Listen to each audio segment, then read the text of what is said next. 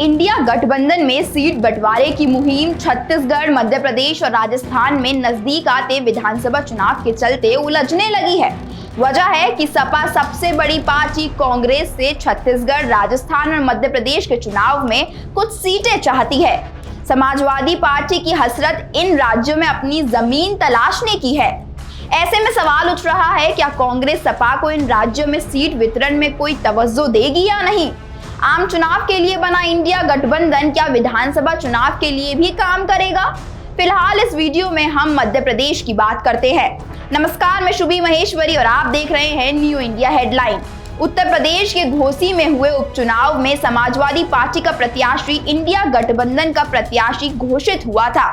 चर्चा तभी शुरू हो गई थी कि क्या उपचुनाव गठबंधन का बड़ा रोड मैप लेकर आगे बढ़ेगा, लेकिन फिलहाल अन्य राज्यों में होने वाले विधानसभा के चुनाव में ऐसा होते हुए नहीं दिख रहा, क्योंकि समाजवादी पार्टी ने मध्य प्रदेश में अपने 6 प्रत्याशियों की घोषणा कर कांग्रेस पर दबाव की रणनीति बनानी शुरू कर दी है। माना यही जा रहा है कि मध्य प्रदेश में अगर कांग्रेस इन सीटों के साथ समाजवादी पार्टी की ओर से मांगी जा रही अन्य सीटों पर सहमति जताती है तो उसको उत्तर प्रदेश में समाजवादी पार्टी की ओर से मन मुताबिक सीटें मिलने की संभावनाएं बढ़ सकती हैं। समाजवादी पार्टी के राज्यसभा सांसद और इंडिया गठबंधन के कोऑर्डिनेशन कमेटी के सदस्य जावेद अली कहते हैं कि उनकी पार्टी मध्य प्रदेश में चुनाव लड़ेगी। समाजवादी पार्टी के मुखिया अखिलेश यादव मध्य प्रदेश में दौरे भी करते रहे हैं। यही वजह है कि 6 प्रत्याशी समाजवादी पार्टी की ओर से घोषित किए जा चुके हैं, जबकि कुछ अन्य सीटों पर तैयारियां चल रही हैं। यह पूछे जाने पर कि जब इंडिया गठबंधन बन चुका है और आपकी पार्टी भी उसमें शामिल है तो प्रत्याशियों को आपसी सहमति से मैदान में उतारना चाहिए। इस पर समाजवादी पार्टी के राज्यसभा सांसद जावेद अली कहते हैं कि उन्होंने कांग्रेस पार्टी के प्रमुख नेताओं से इस संबंध में बात की है।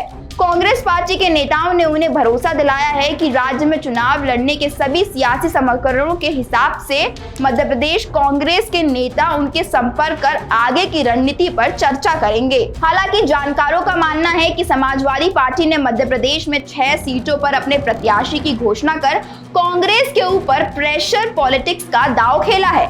अगर सियासी समीकरणों की बात की जाए तो मध्य प्रदेश में बीते कुछ समय में समाजवादी पार्टी का कोई ग्राफ नहीं बढ़ा है। 2018 के चुनाव में समाजवादी पार्टी के एक प्रत्याशी चुनाव जीते जरूर थे, लेकिन बाद में हुए सियासी उलटफेर में उन्होंने पार्टी का दामन छोड़ दिया था। उससे पहले 2013 के विधानसभा चुनाव में भी समाजवादी पार्टी का कोई खाता मध्य प्रदेश में नहीं खुला था।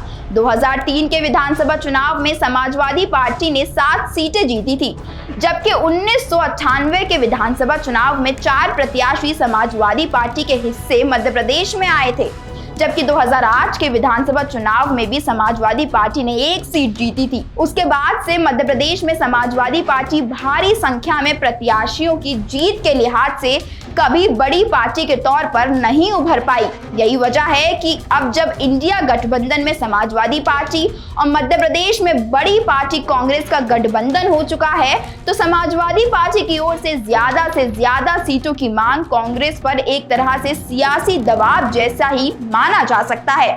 हालांकि समाजवादी पार्टी के नेताओं का मानना है कि मध्य प्रदेश में उनका कुछ जिलों और विधानसभा सीटों पर मजबूत जनाधार रहा है, इसलिए उनकी पार्टी ने मध्य प्रदेश में कोई प्रेशर पॉलिटिक्स ना करते हुए अपनी सियासी जमीन को मजबूत करने के लिहाज से गठबंधन में भी सीट देने की मांग रखी है। उत्तर प्रदेश की सीमा से लगते हुए मध्य प्रदेश के जिलों में समाजवादी पार्टी का कुछ असर मुलायम सिंह यादव के जमाने से रहा है। उसमें रीवा, दतिया, सतना, ग्वालियर, भिंड, मुरैना, पन्ना और छतरपुर जैसे जिले शामिल हैं। लोकसभा चुनाव में कांग्रेस उत्तर प्रदेश में अपनी बड़ी हिस्सेदारी की आस लगाए बैठी है, क्योंकि उत्तर प्रदेश में समाजवादी पार्टी ही सीटों के बंटवारे में अहम भूमिका में होगी। इसलिए मध्य प्रदेश में समाजवादी पार्टी की ओर से मांगी गई सीटों में कांग्रेस अगर अड़ जाती है तो उसका असर लोकसभा चुनाव में उत्तर प्रदेश में कांग्रेस को मिलने वाली सीटों पर भी पड़ सकता है।